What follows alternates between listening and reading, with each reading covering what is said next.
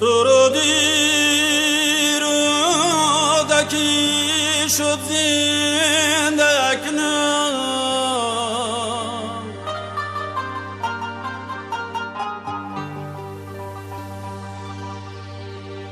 رسیده اوج فردوسی بگردون،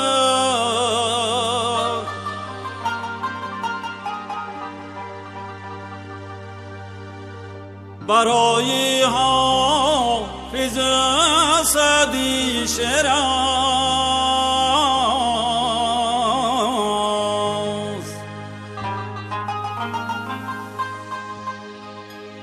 نموده تاج کان آغوش خود باز.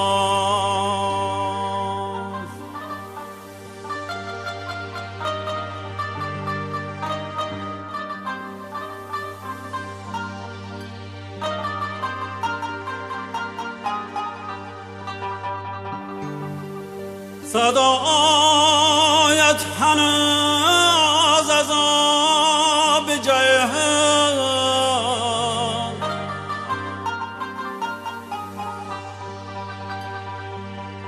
پیشری رودکیم کردم افتان،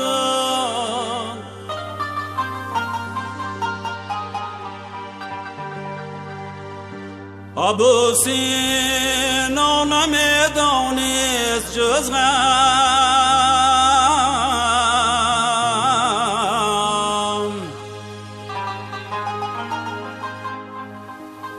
که تا گوید علاجی درد آدم.